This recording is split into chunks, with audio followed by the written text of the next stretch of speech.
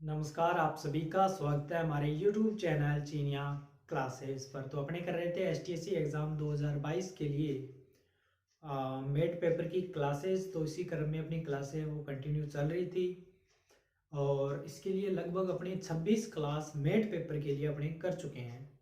तो यदि आप वीडियो को पहली बार पधार रहे हो तो वीडियो को पूरा देखें। इसके अंदर प्रैक्टिस क्वेश्चन भी दिए जाते हैं, उनका आप हल निकालें और आंसर देने की कोशिश करें। इसके अलावा अब तक जितनी भी वीडियो अपलोड हो चुकी है, अगर वो सब वीडियो आपको देखनी है तो आप हमारे चैनल पे जाइए। वहाँ पे एक प्लेलिस्ट बना हुआ है एसटीएससी 2022 के नाम से। तो उस प्लेलिस्ट में आपको एसटीएससी एग्ज़ाम के लिए अब तक हमने जितनी भी वीडियो अपलोड करी है सारी की सारी आपको एक साथ मिल जाएगी। उन वीडियोज़ को भी आप अवश्य रूप से देख सकते हो ताकि आपके एसटीएससी एग्ज़ाम के लिए तैयारी और बेहतर हो सके। तो बस अब आप कंटिन्यू बने रहें क्योंकि हमारे इस चैनल पे आपको मेट पेपर का पूरा सिलेबस करवाया जाएगा। प्रैक्टिस क्वेश्चन भी टेलीग्राम पे हम उपलब्ध रोजाना आपको करवाते हैं। तो इसके लिए आप टेलीग्राम को ज्वाइन कर सकते हो, जिसका लिंक वीडियो के डिस्क्रिप्शन में दिया हुआ है। तो वहाँ पे लिंक के द्वारा आप अवश्य रूप से वहाँ पे ज्वाइन हो जाएं। और टेलीग्राम पे विभिन्न प्रकार की जो पीडीएफ है, पेपर की पीडीएफ है, वो भी उपलब्ध करवाई गई है। तो वो भी वहाँ पे आप जा करके देख सकते हो। इसके अलावा क्लास को अवश्य रूप से पूरा देखें ताकि जो भी चीज़ यहाँ पे समझाई जाती है वो क्लास अगर आप पूरा देखोगे तभी आपको बहुत अच्छे से क्लियर होने वाली है। तो आज अपने एक नया टॉपिक कर रहे हैं और टॉपिक है आपके सामने वेन आरेख। तो बहुत ही महत्वपूर्ण टॉपिक है क्योंकि ये बहुत आसान टॉपिक है, लेकिन इस पे 2 से 3 प्रश्न पूछे जाते हैं। कैसे पूछे जाते हैं और किस प्रकार से आपको हल करना है, सब चीज़ें आपको बताई जाएगी। सबसे पहले आपको बस क्लास को पूरा देखना है, कंटिन्यू बने रहना है, अपनी तरफ से कुछ भी नहीं करना है। एक बार आपको क्लास को पूरा देखना है ताकि हर चीज़ आपको अच्छे से समझ आ जाए और फिर आप इन प्रश्नों को करने की कोशिश करें। तो देखिए, जैसे कि आपके सामने मैंने 2 चित्र बना रखे हैं, एक तो ये बना रखा है, एक ये बना रखा है। ये जो चित्र है वो इस प्रश्न का मैंने यहाँ ऊपर बना दिया, जगह खाली थी। इस प्रश्न का चित्र यहाँ बना हुआ है।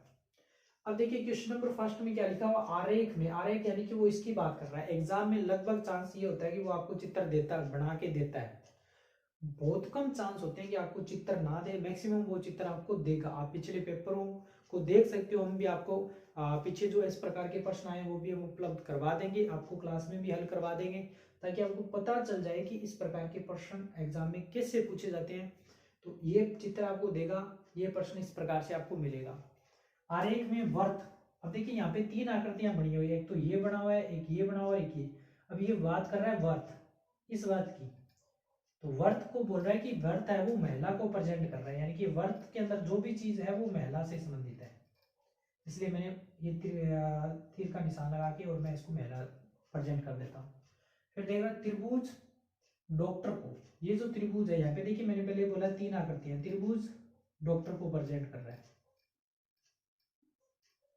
और तीसरा बोल रहा है आयत विवाहित को प्रेजेंट कर रहा है। विवाहित यानी कि जिनकी शादी हो चुकी है। विवाहित को दर्शाता है तो कौन सी संख्या, विवाहित महिला और डॉक्टर। विवाहित महिला और डॉक्टर यानी कि वो महिला भी होनी चाहिए, विवाहित भी होनी चाहिए और डॉक्टर भी होनी चाहिए। अब यहाँ पे इसने एक प्रश्न इसके अंदर ही छोटा सा पूछ लिया, इसका उत्तर देना है। तो बहुत ही सिंपल प्रश्न बनेगा, बहुत ही आसान है। सिंपल देखिए, टॉपिक ही आसान है तो टफ प्रश्न कहां से बन जाएगा, आसान सा प्रश्न बनेगा। सबसे पहले आप समझ लीजिए क्या कुछ प्रश्न इसके अंदर बन सकते हैं, क्या कुछ ये प्रश्न क्या है। तो देखिए ऐसे ही आपको वो आकृति, अब ये नहीं है कि वर्त त्रिभुज आयत यही देगा, वो कुछ भी आकृति दे सकता है किसी प्रकार से। 2 3 4 आकृतियां दे देगा आपको और उसमें अलग अलग डाटा आपको मिलेगा। जैसे यहाँ पे एक त्रिभुज है, एक वर्त है और एक आयत है, 3 आकृतियां। ये बोल रहा है कि जो त्रिभुज है वो डॉक्टर को दर्शा रहा है, जो वर्त है वो महिला को दर्शा रहा है और जो आयत है वो विवाहित को दर्शा रहा है। ये चीज समझ आ गई। अब देखिए ये आकृतियां एक दूसरे को काट रही है। अब यहां से वो प्रश्न ये बना रहा है कि विवाहित महिला डॉक्टर, यानी कि आपको वो संख्या बतानी है जिसके अंदर महिला भी आए, विवाहित भी आए और डॉक्टर भी आए। तो जब 3 चीज दे रखी है और तीनों चीज पूछ रहा है तो इसका मतलब आपको वो चीज बतानी है जो तीनों में कॉमन है। अब कॉमन का मतलब ये है कि जो त्रिभुज में भी आनी चाहिए और जो आयत में भी आनी चाहिए और जो वर्त में भी आनी चाहिए। तो अगर मान लो मैं एक लेता हूं, मान लो समझाने के लिए बता रहा हूँ कि मान लो मैं 1 ले लिया, मैं बोल दूं मेरा उत्तर 1 है, लेकिन 1 आप देख सकते हो क्या 1 इस आयत में आ रहा है, क्योंकि ये आयत क्या विवाहित को दर्शाया, उसने क्वेश्चन पूछा विवाहित भी होना चाहिए, लेकिन ये आयत तो नीचे रह गया, तो क्या ये 1 इस आयत में आ रहा है? नहीं आ रहा, वो सिर्फ त्रिभुज में आ रहा है।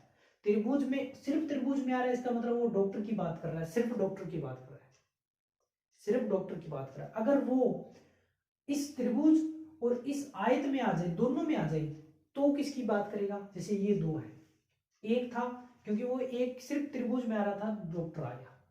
अगर वो इसमें भी आ जाए, आयत में भी आ जाए और उस त्रिभुज में भी आ जाए, तो वो क्या हो जाएगा? डॉक्टर भी हो जाएगा और विवाहित भी हो जाएगा, यानी कि इसका उत्तर क्या हो जाएगा? अब वो ये प्रश्न पूछता है, एग्जाम में ऐसे ही प्रश्न आते हैं, वो आपसे पूछेगा आप वो संख्या बताएं जहां पे सिर्फ डॉक्टर हो, वो संख्या बताएं जहां पे सिर्फ डॉक्टर हो, तो वो आपका उत्तर क्या है? 1 हो जाएगा। अगर वो यूं बोल दे कि वो संख्या बताओ जिसके अंदर विवाहित भी हो डॉक्टर भी हो, तो आपका उत्तर क्या आएगा? 2, क्योंकि ये देखिए दोनों के 2 आकृतियों में आ रहा है, त्रिभुज में आ रहा है और आयत में आ रहा है, तो आपका उत्तर हो जाएगा 2। अगर वो यूं बोल दे कि वो संख्या बताएं जो केवल विवाहित में आ रही है, जिसके अंदर केवल विवाहित आ रहे हैं, तो आपका उत्तर क्या आएगा? 8 आ रहा है, क्योंकि इस आयत में केवल विवाहित यहाँ पे आ रहा है। तो ऐसे प्रश्न आपसे पूछे जाएंगे। अब देखिए मान लो ये वो बोल दे कि वो संख्या बताए जो केवल, जिसके अंदर केवल महिला आ रही है, तो वो क्या आएगा? 5। वो ये बोल दे कि वो संख्या बताए जिसमें विवाहित भी आ रहे हो और महिला भी आ रही हो, तो आपका उत्तर क्या आएगा? 7, क्योंकि ये देखिए इस वाला 2 चीज आ रही है, तो 2 आकृतियों में कॉमन। अब देखिए उसने तीनों की बात करी है, तो तीनों की बात करी है, इसका मतलब तीनों में कॉमन आना चाहिए, यानी कि तीनों आकृतियों के अंदर वो चीज आनी चाहिए। तो ये देखिए 3, आपका उत्तर क्या होगा? 3 होगा, क्योंकि ये 3 है वो इस आयत में भी आ रहा है, इस वर्त में भी आ रहा है, इस आयत में भी आ रहा है और इस त्रिभुज के अंदर भी आ रहा है, तो इसका उत्तर क्या होगा? इसका उत्तर हो जाएगा 3। संख्या 3 है वो जिसके अंदर विवाहित भी आ रहे हैं, महिला भी आ रहे हैं और डॉक्टर भी आ रहे हैं। तो इस प्रकार से इस प्रश्न को आपको हल करना है। जैसे मैंने अभी जो चीज बताई है वो आपको प्रश्न में पूछता है, वो आकृति देके प्रश्न देके नीचे 4-5 प्रश्न, 2-3 छोटे छोटे प्रश्न पूछेगा। वह संख्या बताए जिसमें केवल डॉक्टर आ रहे हैं, वह संख्या बताए जिसमें महिला और विवाहित आ रहे हैं, तो आपका उत्तर क्या आएगा? 7, क्योंकि ये 7 है वो इसमें भी आ रहा है और इसके अंदर भी आ रहा है। अगर वो यूं बोल दे वह संख्या बताए जिसमें केवल महिला हो, वो संख्या क्या है? 5, क्योंकि ये सिर्फ इसके अंदर आ रहा है, इसके अलावा और कोई कॉमन नहीं है। वो यूं बोल दे कि वह संख्या बताए जिसमें डॉक्टर भी हो और महिला भी हो, तो वो संख्या क्या आएगी? 4 आएगी, क्योंकि इस आयत में भी आ रहा है और इस वर्त में भी आ रहा है, इस त्रिभुज में भी आ रही है, ये संख्या 4। लेकिन इसमें विवाहित इसमें नहीं है, क्यों? विवाहित पूछ नहीं, अगर पूछ लेता तो वो आपका उत्तर 3 होता है, क्योंकि तीनों के अंदर कॉमन सिर्फ 3 आ रहा है। तो ये आपका उत्तर हो गया और इस प्रकार से प्रश्नों को आपको हल करना है। तो उम्मीद करता हूं आपको समझ आ गया होगा सारे के सारे प्रश्न। अब देखिए ये 2 प्रश्न मैंने रखे हैं, 1-2 और कर लेंगे बस, ज्यादा है तो। सारे के सारे ऐसे ही करने हैं आपको, बिल्कुल सिंपल मेथड से इसी प्रकार से समझना है और ऐसे ही करने हैं। कोई इसमें अलग से कोई भी ऐसा चीज नहीं है जो आपसे अलग से पूछ लेगा, वो यही पूछेगा बस। बस आपको आकृति समझ आनी चाहिए, वो चीज समझ आनी चाहिए कि जो उसने पूछ रहा है। अब देखिए ये सेकंड इसका क्वेश्चन है, मैंने इसका चित्र यहां बनाया है। उसने ये बोला कि वर्त है वो शिक्षित को, यानी कि जो पढ़े लिखे हैं, ये रहा वर्त और ये रहा शिक्षित। जो वर्त है वो शिक्षित को दर्शा रहा है। त्रिभुज है वो बेरोजगार को दर्शा रहा है, ये त्रिभुज और ये बेरोजगार को दर्शा रहा है, यानी कि जिनके पास रोजगार नहीं है। और तीसरा देखा आयत है वो ग्रामीण को दर्शा रहा है, आयत है वो ग्रामीण को दर्शा रहा है। ये लीजिए आकृति पूरी कर दी, ऐसा मिलेगा आपको चित्र। अब वो प्रश्न पूछ रहा है कि कुल ग्रामीण, कुल ग्रामीण। अब कुल ग्रामीण तो जो ग्रामीण वाला बॉक्स है उसके अंदर जितने भी आएंगे वो कुल ग्रामीण हो जाएंगे, चाहे वो कॉमन आ रहे हैं या चाहे नहीं आ रहे हैं। अब सिर्फ उसने ये बोला कुल ग्रामीण, तो कुल ग्रामीण जितने इस आयत में आएंगे वो सारे सारे क्या हो जाएंगे? ग्रामीण आ जाएंगे, चाहे वो कॉमन आए चाहे न आए। अब ये 20 कॉमन किसी में नहीं आ रहा है, सिर्फ इसमें आ रहा है, तो ये भी तो लेना पड़ेगा। तो ये लीजिए 20 आ जाएगा, प्लस ये 10 इसमें आ रहा है लेकिन है तो ग्रामीण, क्योंकि इसने पूछा कुल ग्रामीण, तो ये 10 आ जाएगा, ये 4 आ जाएगा, 9, यानी कि इस आकृति में जितने भी आएंगे वो सारे के सारे आपको लेने पड़ेंगे। तो 10 + 9 + 4 जोड़िए 20 और 10 30 और 10 40 और 3 42। ये लीजिए आपका उत्तर, क्योंकि उसने केवल ये पूछा कुल ग्रामीण, तो जो ग्रामीण वाला बॉक्स है उसमें जितने भी आएंगे वो कुल ग्रामीण हो जाएंगे। अब वो प्रश्न ये भी तो पूछ सकता है कि कुल बेरोजगार, तो कुल बेरोजगार पूछेगा तो इस आकृति में जितने भी आएंगे वो सारे के सारे आपके उत्तर आ जाएंगे, यानी कि 15 भी आएंगे, 10 भी आएंगे, 4 भी आएंगे और 12 भी आएंगे। 15, 10, 4, 12 आ तो त्रिभुज में रहे हैं सारे, इन सबको जोड़ दे कुल बेरोजगार हो जाएंगे। इसी प्रकार वही पूछ ले कुल शिक्षित तो 4 भी आएंगे, 12 भी आएंगे, 4 भी आएंगे, ये 9 भी आएंगे, यानी कि इसके अंदर जितने आएंगे वो सारे के सारे आपको लेने पड़ेंगे। तो वो प्रश्न कैसे भी पूछ सकता है। तो इस प्रश्न के माध्यम से मैंने तीनों चीज क्लियर करवा दी, उम्मीद करता हूँ ये समझ आ गया होगा आपको। अब देखते हैं अगला कि ऐसे शिक्षित ग्रामीण। अब देखिए दो चीज आ रही है, प्रश्न को ध्यानपूर्वक पढ़ना है। मैंने शुरू से जब से क्लास शुरू करो मैंने एक ही बात बोली है, इस प्रकार के प्रश्न कोई भी प्रश्न आप कर रहे हो सबसे पहले उसको ध्यानपूर्वक पढ़ें, कोई भी चीज मिस ना करें। जब हल कर रहे हो तो वो प्रश्न दिमाग में आपके घूमता रहना चाहिए। तो बोला शिक्षित भी होने चाहिए, ग्रामीण की संख्या बताओ जो बेरोजगार है। अब देखिए यहाँ पे तीन चीज बोल दी, वो शिक्षित भी मांग रहा है, वो बोल रहा है ग्रामीण भी होने चाहिए और बोल रहा है बेरोजगार भी होने चाहिए। कहने का मतलब यह है कि तीन चीज दे रखी है और तीनों पूछ रहा है, इसका मतलब कॉमन आपको देखना है। ये 12 हो जाएगा, सॉरी क्या आएगा, ये 4 हो जाएगा, क्योंकि 4 ये इस आयत में भी आ रहा है, इस त्रिभुज में भी आ रहा है और इस वर्त में भी आ रहा है, यानी कि इसका उत्तर क्या आएगा 4। ये लीजिए, उम्मीद करता हूं आपको समझ आया होगा। मैंने 4 क्यों लिया है, क्योंकि 4 लेंगे, ये 4 शिक्षित वाला पार्ट भी कवर करेगा, ये बेरोजगार वाला भी पार्ट कवर करेगा क्योंकि ये त्रिभुज भी तो आ रहा है इसके अंदर, और इस आयत को भी कवर करेगा क्योंकि आयत में कौन से ग्रामीण है, तो ग्रामीण भी बोला है, शिक्षित भी बोला है और बेरोजगार भी उसने बोला है। तो ये आपका उत्तर हो जाएगा। अगर वो यूं बोल दे, मान लो एक प्रश्न मैं और लिख देता हूं, वो ये बोल दे कि वो ग्रामीण बताएं जो बेरोजगार है, मैं यहां पे सीधा लिख देता हूं शॉर्ट में इसको, ग्रामीण वे ग्रामीण जो बेरोजगार है, जिनके पास रोजगार नहीं है। ये पर्सन है, मान लो थर्ड पर्सन इसका, आपका उत्तर क्या होना चाहिए बताइए। उसने बोला ग्रामीण वे ग्रामीण, इसका मतलब ग्रामीण को की बात कर रहा है, ग्रामीण वाला पोर्शन भी लेना है और बेरोजगार भी होने चाहिए, यानी कि बेरोजगार वाला भी पोर्शन लेना है। तो जो दोनों भी कॉमन आएगा वो क्या आएगा 10 आएगा, इसका उत्तर क्या आएगा 10 आ जाएगा। इस प्रकार से आपको इन प्रश्नों को हल करना है। तो उम्मीद करता हूं समझ आ गए होंगे आपको। इस पे एक प्रश्न और करते हैं, एक से ही 3-4 प्रश्न करेंगे और ये टॉपिक आपका बहुत ही छोटा सा टॉपिक नहीं है, बहुत आसान टॉपिक है, इसलिए हम ज्यादा क्लासेस इस पे नहीं करेंगे। जल्दी से सिलेबस कवर कर रहे हैं, फिर अपने प्रैक्टिस क्वेश्चन ज्यादा से ज्यादा टेस्ट आपका लिया करेंगे, ताकि जो चीज कर रहे हैं वो चीज चाहे थोड़ी करें, थोड़ी अपने नहीं कर रहे हैं, क्योंकि पूरा सिलेबस कवर कर रहे हैं, लगभग 70% 70 से 75 के करीब अपने पूरा कर चुके हैं। पूरा सिलेबस करेंगे और फिर उनको प्रैक्टिस करें, वो चीज आनी चाहिए आपको। अपने करने का फायदा तभी होगा जब वो चीज आपको आएगी और एग्जाम में आप उसको सही करके आओगे। तो इसलिए जल्दी से सिलेबस पूरा कर रहे हैं, फिर आपकी प्रैक्टिस के लिए रोजाना टेस्ट भी लिया करेंगे। तो इसमें अपने लंबे चौड़ा कोई क्वेश्चन नहीं लिखा है, अपने जो चीज है वो डायरेक्ट देखेंगे। जैसे मैंने यहाँ पे लिखा है कि ये जो यहाँ पे आपको समझ आना चाहिए कि ये जो वर्थ है ये किसको दिखा रहा है, यानी किसको प्रेजेंट कर रहा है, बुद्धिमान लोगों को। ये जो त्रिभुज है ये उन लोगों को प्रेजेंट कर रहा है या दर्शा रहा है जो सृजनात्मक है, यानी कि कुछ न कुछ नया क्रिएट करने की क्षमता रखते हैं। और ये जो वर्ग है ये उन लोगों को प्रेजेंट करता है या दिखाता है जो सुस्त है, आलसी है। वर्थ बुद्धिमान लोगों को, त्रिभुज सृजनात्मक लोगों को, वर्ग सुस्त लोगों को। प्रश्न हो गया पूरा।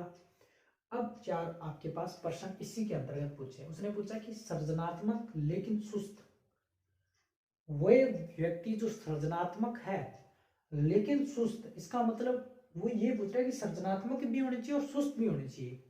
तो ऑप्शन देखते हैं क्या क्या हो सकते हैं। अब सृजनात्मक वाला तो ये रहा त्रिभुज और सुस्त वाला ये रहा। उसने बोला सृजनात्मक लेकिन सुस्त, सृजनात्मक लेकिन सुस्त, तो कौन कौन हो सकते हैं, सुस्त और सृजनात्मक होने चाहिए। तो इस त्रिभुज के अंदर दो कौन कौन से आ रहे हैं, मान लो मैं सी लेता हूं, अगर मान लो मैंने सी ले लिया तो क्या सी इसकी इस त्रिभुज में आ रहा है, नहीं आ रहा, तो सी उत्तर नहीं होगा। एफ लिया तो एफ त्रिभुज में आ रहा है, बिल्कुल आ रहा है, इस त्रिभुज में आ रहा है, इसका मतलब सृजनात्मक है। एफ क्या इस वर्ग में आ रहा है, जो सुस्त है इसमें भी आ रहा है, इसका मतलब इस फर्स्ट का एक उत्तर तो मैं यहां लिख देता हूं, फर्स्ट का एक उत्तर तो एफ हो जाएगा, क्या हो जाएगा, जो एफ ऑप्शन है ये इसका उत्तर हो जाएगा एक तो ये बड़ा, और दूसरा ये ई भी तो आ रहा है, ये ई इस त्रिभुज में आ रहा है और ई इस वर्ग में आ रहा है, तो दूसरा उत्तर क्या होगा इसका, दूसरा उत्तर हो जाएगा ई, एक हो जाएगा एफ और दूसरा हो जाएगा ई, ये इसका फर्स्ट का उत्तर हो जाएगा। जो सृजनात्मक है लेकिन सुस्त भी है, सीधा से देखे तो वो दोनों की बात कर रहा है, सृजनात्मक भी होनी चाहिए और सुस्त भी होनी चाहिए।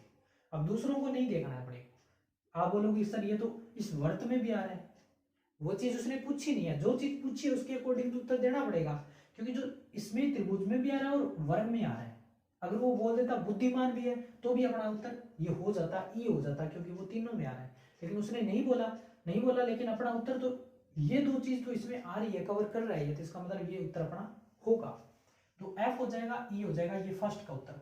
अब देखिए सेकंड उसने पूछा है कि सृजनात्मक एवं सुस्त लेकिन बुद्धिमान नहीं होनी चाहिए। अब देखिए, अब उसने जो चीज अपने अभी डिस्कस कर रहे थे, उसने बोला है कि सृजनात्मक होनी चाहिए, सुस्त होनी चाहिए, लेकिन बुद्धिमान नहीं होनी चाहिए, यानी कि जो बुद्धिमान वाले कवर कर रहे थे वो अब अपने को कवर नहीं करना है, इसका मतलब ये ई अपना उत्तर। अब सेकंड की अगर अपने बात करें तो इस सेकंड में अपना केवल उत्तर ए क्या आएगा और उत्तर क्या आएगा, एफ आएगा, क्योंकि ई तो अब अपने ले नहीं सकते, क्योंकि ई है वो बुद्धिमान को भी तो कवर कर रहा था, यहाँ पे तो उसने इस बारे में कुछ नहीं बोला तो अपने ले सकते हैं, लेकिन जब यहाँ पे उसने बोला बुद्धिमान नहीं हो, इसका मतलब इसका ई का अपने नहीं लेना है, ई अपने नहीं ले सकते। तो इस प्रकार से इन प्रश्नों को हल करना है। अब इस प्रश्न को भी मैं करवा देता हूं, फर्स्ट, सेकंड, थर्ड और फोर्थ, ये चारों करवा देता हूं, और प्रैक्टिस क्वेश्चन मैं आपको दे दूंगा। अब देखिए, उसने बोला बुद्धिमान लेकिन सुस्त व्यक्ति, बुद्धिमान भी और सुस्त भी, ये रहा बुद्धिमान वाला सर्कल, तो यहाँ पे देखिए बुद्धिमान जी कवर कर रहा है और सुस्त जी कवर कर रहा है, ये ई कवर कर रहा है और जी कवर कर रहा है, इसका मतलब इसके दो उत्तर होंगे थर्ड के, बिल्कुल आपको ऑप्शन में से ही मिलेगा, जी व ई, क्योंकि ई है वो सुस्त में भी आ रहा है और बुद्धिमान में भी आ रहा है, लेकिन वो सृजनात्मक में भी आ रहा है, यहाँ पे उसने इस बारे में कुछ नहीं बोला तो ये ले सकते हैं। अगर वो इस प्रश्न की तरह वो बोल दे कि सृजनात्मक नहीं होनी चाहिए, तो फिर अपना केवल उत्तर एक ही रहेगा, क्या उत्तर रहेगा, जी रहेगा। उम्मीद करता हूं आपको बहुत अच्छे से क्लियर हो रहा होगा। बुद्धिमान, सुस्त लेकिन सृजनात्मक भी होनी चाहिए, सृजनात्मक भी होनी चाहिए, इसका मतलब वो किसकी बात कर रहा है, ई की, तो इस कंडीशन में केवल एक ही उत्तर आएगा, इसका उत्तर आएगा ऑप्शन ई, क्योंकि ई है वो सृजनात्मक में भी है, सुस्त में भी है और बुद्धिमान में भी है, तो इस प्रश्न का सही उत्तर हो जाएगा ऑप्शन नंबर ई, जो ई इसके अंदर आ रहा है कॉमन तीनों में। तो इस प्रकार से इन तीनों प्रश्नों को, इस जो प्रश्न मैंने करवाया आपको बहुत अच्छे से क्लियर हो गए होंगे, और ये पूरा टॉपिक इसी प्रकार के प्रश्नों पे टिका हुआ है, ऐसे ही प्रश्न आपको एग्जाम में देखने को मिलने वाले हैं। और आपका प्रैक्टिस क्वेश्चन अभी आपको स्क्रीन पे दिखाई दे रहा होगा, इस प्रश्न को आपको हल करना है, और जो भी इसके अंदर पूछे जा रहे हैं ऑप्शन के अंदर, वो सारे के सारे आपको उत्तर में कमेंट बॉक्स में कमेंट करके अवश्य रूप से बताने हैं। तो बस वीडियो को लाइक कर दें, शेयर कर दें, कोई भी प्रश्न है तो कमेंट करके अवश्य रूप से बताएं, और कंटिन्यू हमसे जुड़े रहें। मिलेंगे नई वीडियो में नए प्रश्नों के साथ, तब तक धन्यवाद।